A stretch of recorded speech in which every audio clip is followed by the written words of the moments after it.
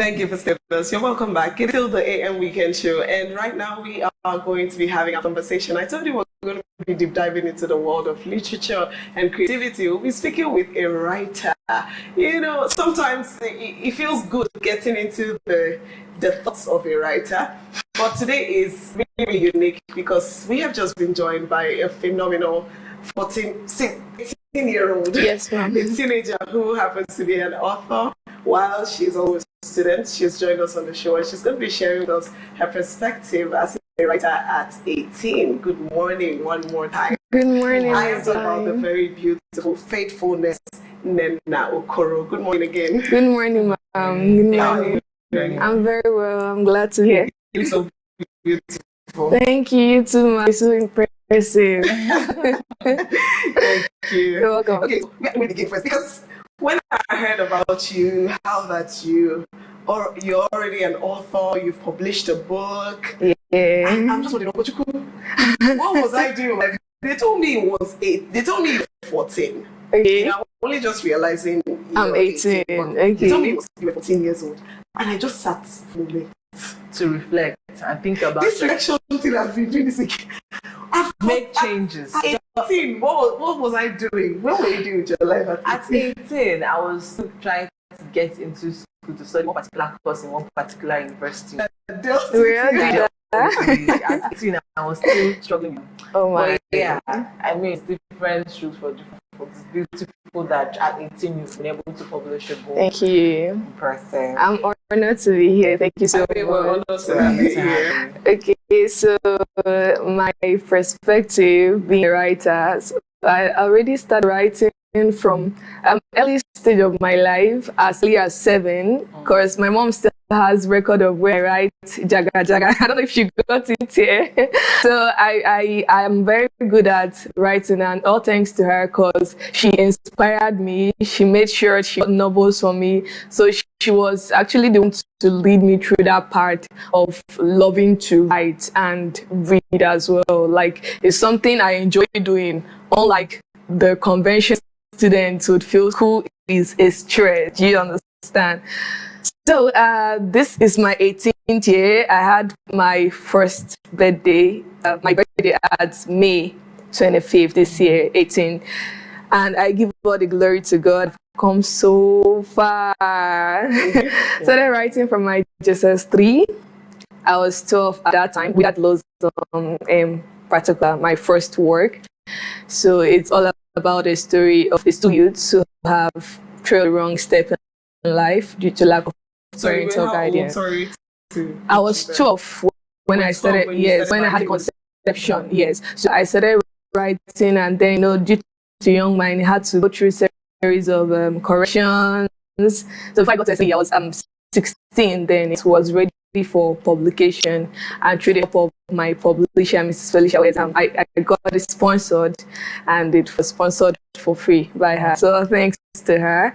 So I am here again, and haven't gotten my son book as well. Brilliance Dark Skin is a contemporary African story of why is racism still persistent in this present situation, right? And currently, I'm working on my 3rd book, and it's my life experience.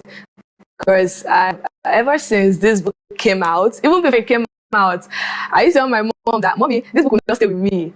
I would go to people's houses and knock on their door for them to get a copy of my book. So immediately it came out, I started marketing it on my own. Right, I'll meet people, I'll talk to them, I would probably like give a little smile, talk to them about my book, and they'll feel so impressed that, see, a young girl is doing this. So they support me massively, and I've gotten to meet a lot of people. I've gotten to share my experience with a lot of people, and I've gotten to understand people's mindsets. Everybody have different perspectives, different mindset. So by God's grace, this is like my 2.5 years market this work, and Brilliance Dark Skin will soon be out. Thank you.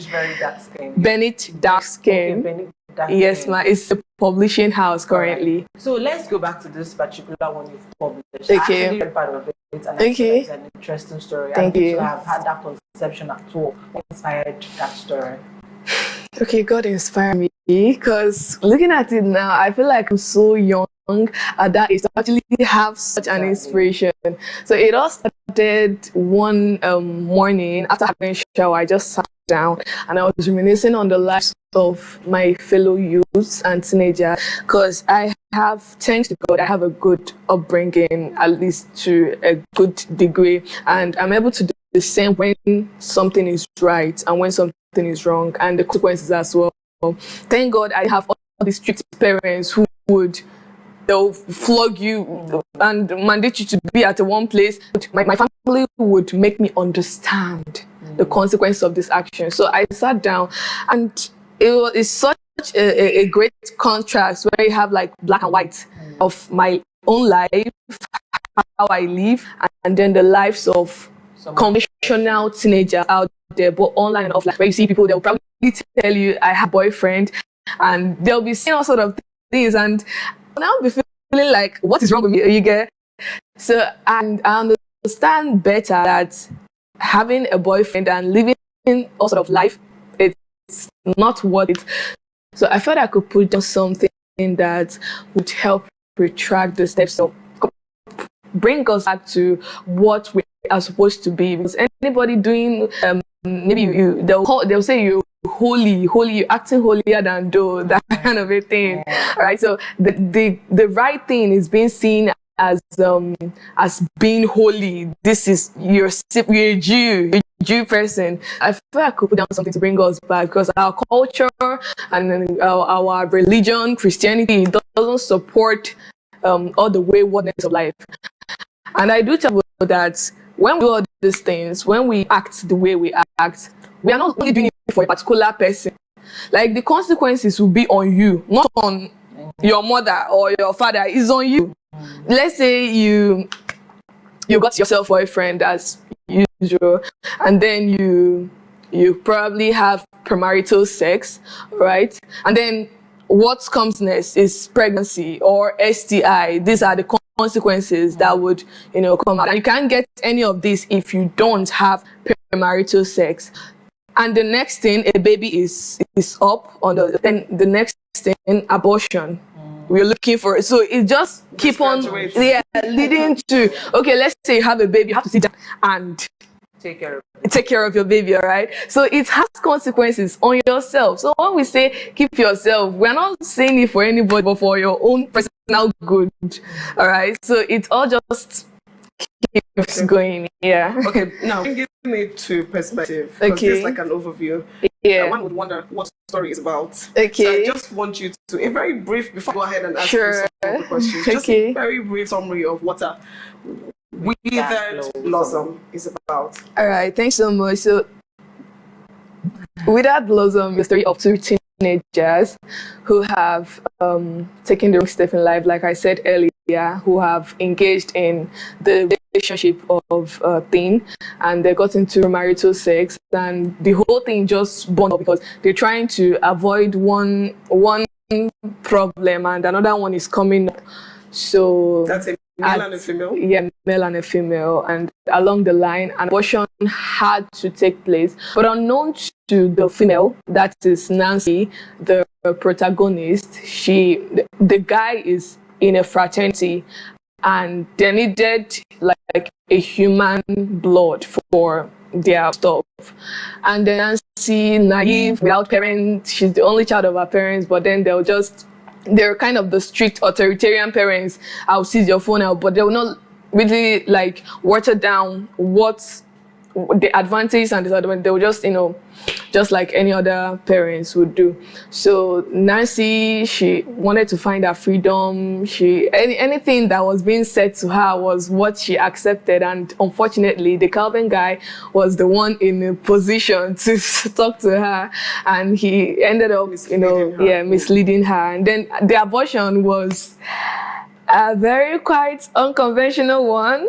Kelvin had, risen up. He had jumped up and smashed on pregnant Nancy, I think 3 months. And he's so gory. So this book looks too calm. Whoa. Okay, I can't wait to read it then. So and I know this is a fiction, all right? It's not it's not something that happened real, but worst thing would be happening in our lives, so in the society. So yeah, the book is just on impact. Wow. Little you've told us already. I can't wait to read it. It has to be. Thank you, ma. Okay, so the first thing I want to ask is, first off, you were 12 when you conceived this whole thing. Okay. What? A lot of thoughts are going through my mind. What was she exposed to at the time? What experiences did you have? But you clearly mentioned that your own life was slightly different. So it's like you're writing about things that you probably have heard of and have seen. But now, writing such a story as this, I know different writers have different focus, different ways that they write. Some write fiction, some write, so yours is like what now? So my niche, if I'm getting you correctly, so I just basically find myself working on problem solving in the society. Problem solving exactly. in the society. So we have, this is my first work, is on premarital sex and the consequences, abortion and whatnot. Then the second one, Beneath Dark Skin, persistent racism in the present society of the world. Why do Black people still face racism even in the 2025? All right. So that is another problem solving. Then the third one is on my true life story. I thought I have marketed for over 2 years, and it's quite thoughtful to put down something on people or upcoming authors, or maybe any other factor of life you find yourself, so you can be able to approach people just as the way I have succeeded with getting through to people. Exactly. So now the question is, how are you able to put these things down without having experienced them, without experiencing them? How easy is it for you as a writer to put these thoughts down by just what you see and all of that? Because there are people who believe that you have to experience things before you truly understand, before you can even see things from the perspective of people you're writing about. So how does it feel writing without experiencing these things yourself? Okay, the first two books, not were my experience, but of course the third is my experience. So surely I'm writing that one with. So the first two books, like I said earlier, I give all thanks to God. I'm still at wonder at myself as to, sometimes I do have what we call like, you don't see yourself having the ability to do this, but though you're seeing the results, but you don't see yourself having the ability to do that. So the first two books, I would say God inspired me to put them down. And of course, you cannot deny that anything that happens in the society would have an impact on you, in one way or the other, maybe your family or even yourself. So as I'm a Black person, and it's likely that if the problem is not stopped, it might happen to me or anybody. In fact, anything that happens in the society of Africa, of Nigeria, it's something that concerns me so much. It's more like it has happened to me, but maybe not physically, but it has still happened to me. So it's more like I'm writing out of conviction, all right, and more of obligation. Just like Dr. Miles Monroe would say, you can write about so many things. You can write about your experience, you can write your obligation, you can write your conviction, you can write your revelation. All right, so more of conviction. Exactly. Yeah. All right, I'd like to understand, how was childhood for you growing up? Because in as much as you said we understand God inspiring the stories, but I think that it's also something you were exposed to, maybe through films, did you watch so much movies growing up? Were you the type that read so much, like books that were bigger than you? Because I know that there are some persons that just read books that are being recommended from school. They don't read any other thing aside from work, right? So what was childhood for you growing up? How exposed were you to reading, watching other movies? There are families where you're restricted, you don't watch any other movie aside to cartoon or some educational content, right? So how was your exposure growing up? That's first question. The second question, when you told your parents about writing book, how did they accept it? Okay, so I would go with the first. Childhood, I wasn't exposed. I'm not the movie type.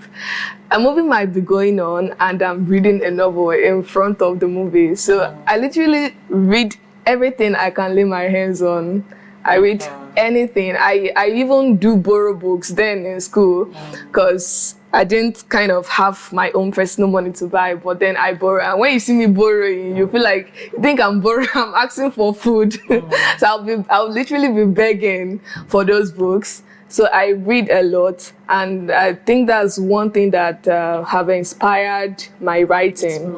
Yeah. So if I got you correctly, is there anything attached? More not just schoolwork, but any other thing. Yeah, and in school I wasn't the social type. I mean, I greet everybody, I laugh with everybody, but you can't really say this is her friend. If you're looking for this person, you should ask this person. I don't have, even till today, I'm in the university, and I still feel like there is something pulling people away from getting so attached to me. I don't know why. Or you're the one pulling away. Or I'm the one pulling away. Okay, yeah, at some point I'll have to agree. I have to pull away from some certain individuals, all right, due to maybe we're not having the same ideology or the same ideas. So I just have to pull myself. I don't even like friends like clutching me.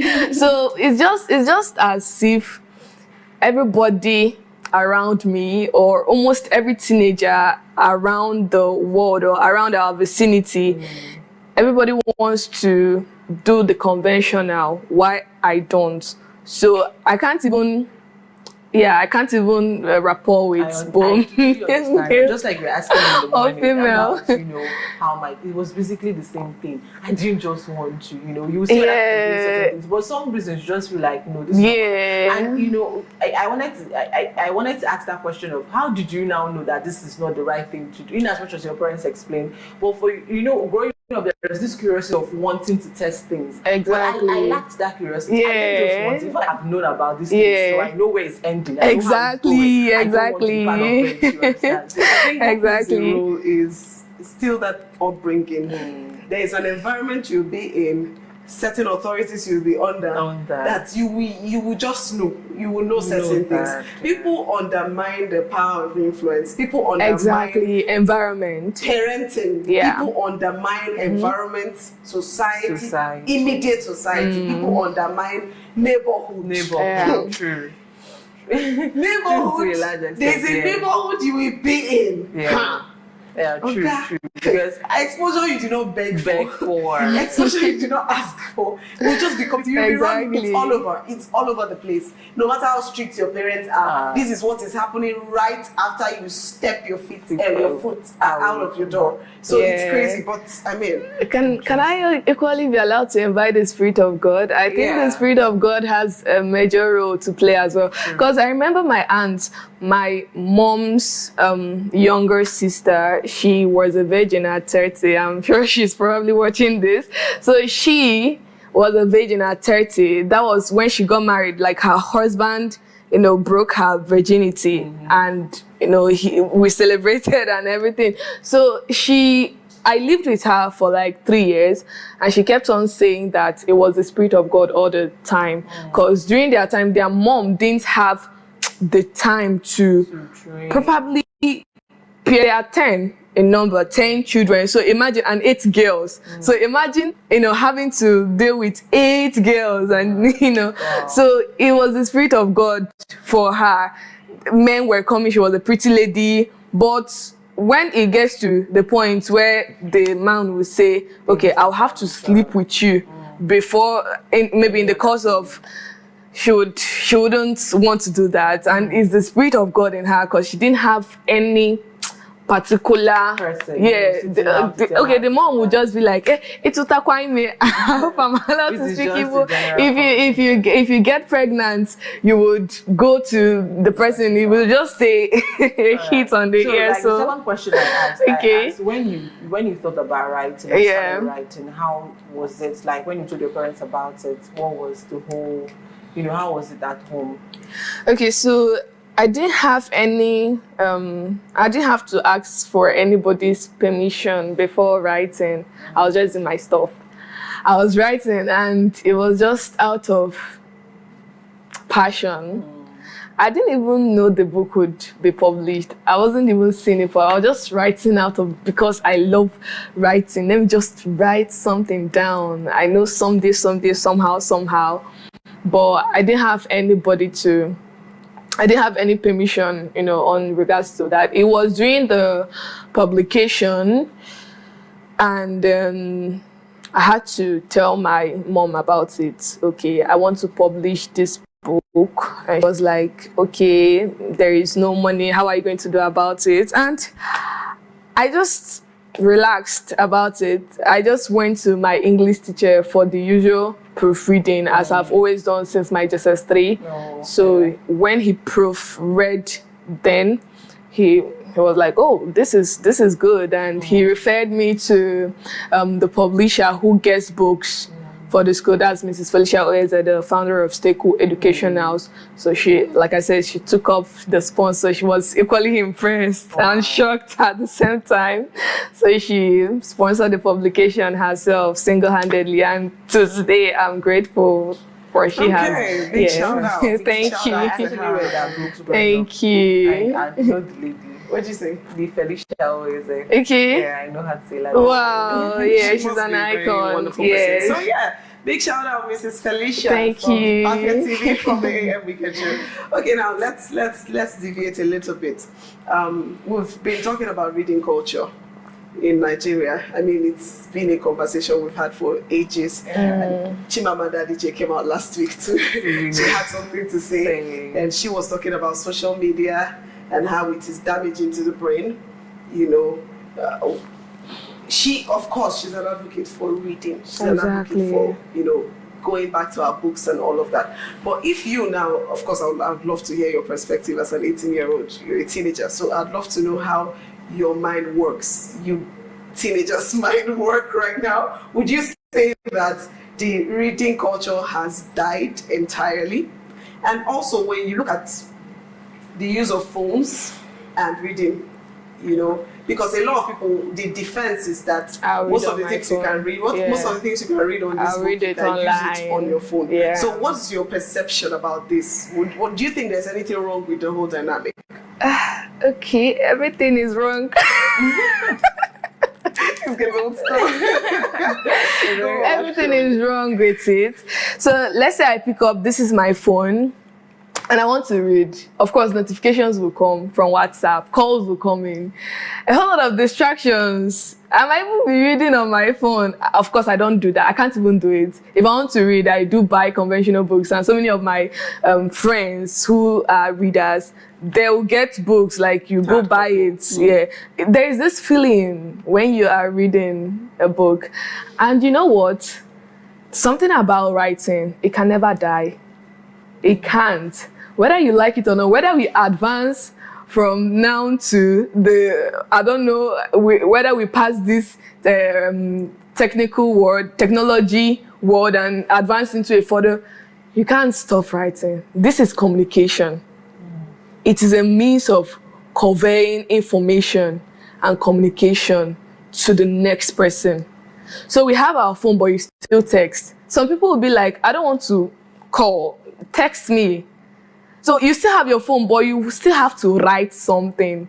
I remember then my English teacher, Mr. Nnenna Okoro, he will tell you, stop using the abbreviation of if you want to write this, you write DIS. Yeah. Write it very well, because it would affect your normal writing. Let's say you're having a letter writing, you wouldn't know when you would do that.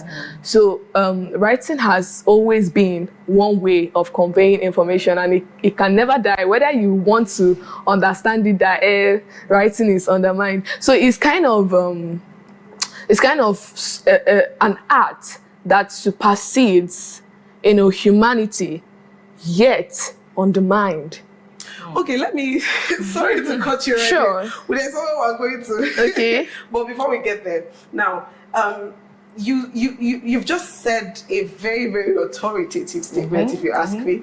Writing can never die. Exactly. And then you've also highlighted the use of phones. Yeah. That even while we use our phones, we still get to text and all of that. But now, if we still look at it, first of all, we've gone from this to this, from this to this, which you said is a problem. Exactly. Okay, you're here to share with us why it's a problem. Okay. Now, we started using just this, but somehow, we still find writing here. Yeah. Okay. And technology is still advancing. Exactly. So while we had text, we were managing text. I remember when I was younger, I was using my button phone. I text. I don't think anybody texts more than me. And I love text still now because I also did a lot of literature, so I enjoyed writing too. So I love text. But right now, with advancement of technology, there's such a thing called voice notes. Yeah. And apart from the whole technology obsession thing, there's also the fact that there's no time anymore. You know, we just it's such a fast-paced world, very fast-paced. Yeah. So most of the times you send me a message, I just on VN. There's AI there. You want to ask AI a question, you will still you use this a feature for you to use your voice and ask. So if we're saying that, I mean, I don't doubt you if you say writing is not going to die. You're the professional here. But I'd like to know, why do you think it will not die? Seeing that, because you raised a strong point, which is the fact that despite our gadgets, we still have. But that also can be contradictory. I mean, can also fight you. I understand. While there's that, we're still seeing new features coming up. Do you understand? Okay. So what assurance do we have that from now till the next 10 years, 15 years, you will still be writing? I just need to hear your strong points. Okay, so I just want to say that writing is a beautiful thing. For me, on a personal note, I'm coming. On a personal note, writing is life. Writing is communication. You can construct and destroy with writing. It is one way of communicating, and you wouldn't get any disturbance or criticism at the moment you're writing. It's just serene. But maybe you're online and then you're talking about something, someone might say something and contradict the whole thing immediately, but you can start your point and finish your whole point with writing. All right. True. So there is no contradiction to that at that moment. So you can construct. The pen, I tell people, is the weapon. It's a very strong weapon for we writers. So you can use it to mar or destroy. So whatever you want to put out there, people. Now let's talk about reading. There are people who still read. In this part of the world, there are still people who don't fancy. There will still be people, of course, in the next 10 years, who wouldn't fancy the television and the noises. Let's say the introverts, like most writers, they will still want to go through the conventional book. And you know one thing again about what is being put on a paper, everybody thinks is true. Even though it's not true, even though it's garbage, let me just use the word garbage, but because it is written down, there will be a sense of truth. True. Yeah, let me read this. There must be truth inside it. And whatever you're reading, even when they tell you it's fiction, you still feel like, oh, you feel yes, this is so real. So in my own opinion, writing can never die. It can never die. This. You said earlier that your niche of writing is basically problem solving to a large extent. So knowing that the problem we have at this particular time is reading culture, people find it difficult to sit down and read a good book to a large extent. Do you have any plans? What's your plan from now to ensure that we can revive that reading culture, especially people at your age, especially people younger than you who find it difficult? Everybody have a tab now. Every child has a tab. It's basically watching one thing or the other. So do you have any plans of ensuring that there is in your own way to revive reading again? Yeah. I love Nigeria. I love Africa. They don't joke with school. Sure. They don't joke with their education. Even when the child will be like, go to school. And you know why they are saying go to school? They have this mentality or ideology that school, in fact, which is true, that school will make you learn. And to the send, let me not start from the fact that okay, after school, it's likely that you get a job, a white collar job, but the reverse is not the case. The reverse is the case here in Nigeria, where sometimes when you're out of school, you wouldn't have a job. So you just have to, you know, fix your hand into other menu. But then our African parents, they encourage schooling. Maybe not reading, but they still have this sense of, since I didn't go to school, because most of our millennial parents didn't have the opportunity, let my child go to school, because they are now facing the consequences of probably not knowing how to write, not even to text on the tablet, all right, and probably not knowing how to speak and the inferiority. So they still push that reading culture. That's school. Let me just call it education culture. Now, go to school. Education is a general. Yeah. Go to school. But we're go to school. You know, reviving the reading culture. Exactly. So it's from school. I have a plan of taking the schools on seminars, catch them young, kind of. So from young age, from that moment they're in secondary school, primary school, you know, they don't have a phone. They are not, most secondary school I know, I've not seen any school, maybe outside the country, but here in Nigeria, I haven't come across any primary or secondary school that allows the use of tablets. So even if you have one, it has to be at home. So if we can maximize that opportunity, that school, the secondary school and the primary school, these are our future leaders. They'll still come out and face the university. So it's going to be a catch them young stuff. If I'm opportuned, if I have the right resources and the right time as well, at the right time, I would go to schools, secondary schools, which I've been doing before in my secondary school. I encourage this book reading club. Yeah, so it's one way to inspire the youths, because they are the future youths. Yeah. All right, Faithfulness. I mean, there's just a lot to unpack. Thank you. There's a whole lot to unpack. But unfortunately, we have very limited time. Sure. But then I still want us to talk about who would you say inspires you? Who do you look up to? Who inspires you? Who are the people that have come, you know, to make you love this passion of yours the way that you do? Okay, so here in Nigeria, and then if you have any other mentors abroad. I love Chimamanda Adichie's style of writing. I saw that coming. Why was that so easy? I love Chinua Achebe's. It gives the ode. Okay. It just makes me reminisce on the ode and how it feels like. Though I wasn't there, but you can feel it in the present. Sure. So I love the way they bring to life any piece of work, and I tend to. I'm being challenged to do the same, so that when someone picks my book, you feel it's happening presently. You would feel every emotion, whatnot, I need you to feel in the book. So Chimamanda Adichie, Chinua Achebe, and Wole Soyinka. I read The Lion and the Jewel, and I want to share my experience. When I got The Lion and the Jewel, they said, this is the book to read for SS1. And I'm like, The Lion and the Jewel, is this not nursery school? So when I opened this and I read it, it was so massively. Yeah, so I love our Nigerian authors. They're doing so well, and I look up to them. Yeah. Okay. So would you be interested in, I mean, you already mentioned you're not a movie person, but you see, a lot of writers now go into movie making. Exactly. You know, you write stories and you find a way to push it. While we are talking about technology and we're looking at the disadvantages of it, something we cannot deny is that it has come to stay. Exactly. You know, so a lot of people are looking for more modern ways, more acceptable ways to put their works out there. So do you have such plans at any point of getting into the media, either movie making or whatever? Yeah, sure. If I have the opportunity and the right resources, I would jump into it.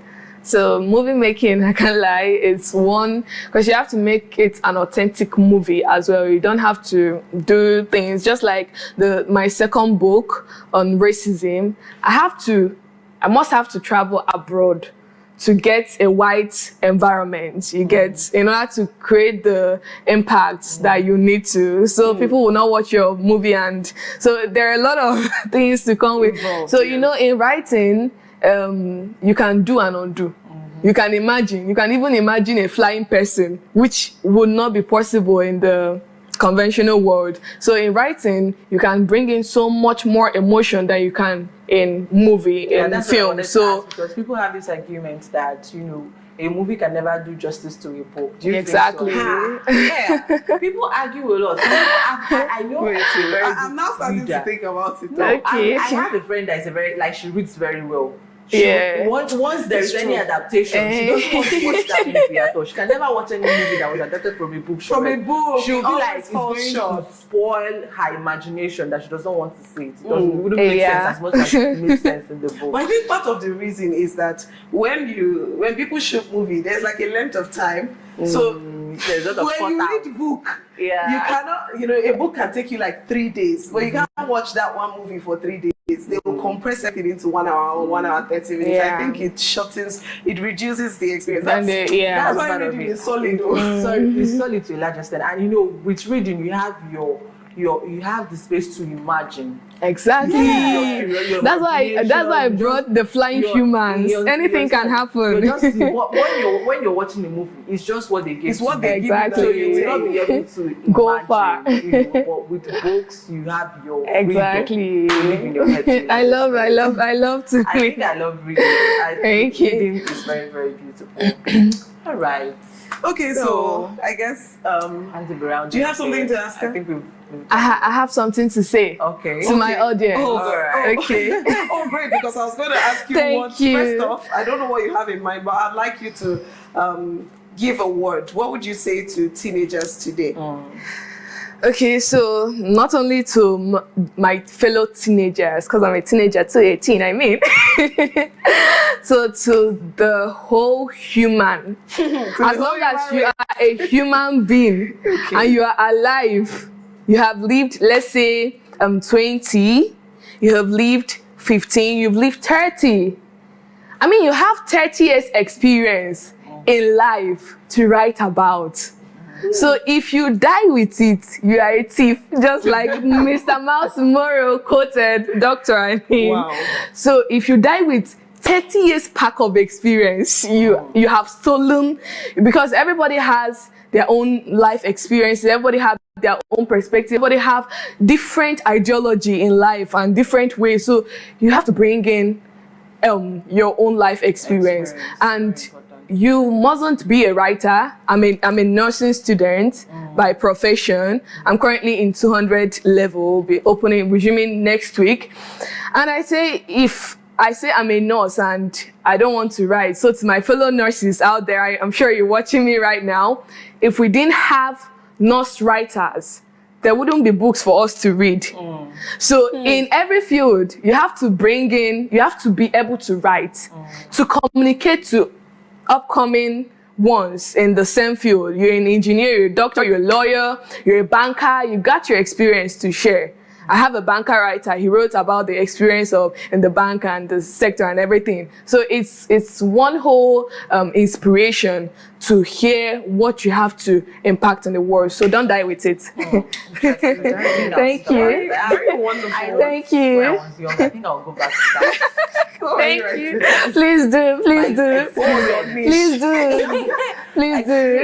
Give us. Don't go with it. I'm serious. But I'll start with my life experience first. Thank you. I've seen a lot in this life. I'll turn them down. Thank you. Okay, well, I must say that I'm inspired. Thank you. I'm inspired. And I also think that, by the way, you were emphasizing your 18. You don't look or sound 18 to me. Yeah. That's why I keep emphasizing. So, as a young person, whether you're 12, you can't, age is should I say age is just a number? Age should not be a reason, should not limit you to the wonderful things you can do. So go to the world and explore. It's really beautiful. Thank you. And how bold you are, how Thank you. confident you are. Thank you. Delightful. I mean, it's a pleasure. Thank you, ma. It's a pleasure to have Thank you. And we look forward to really, really big things. Thank you. I look forward to hearing your name in no long time. Sure. Where we talk about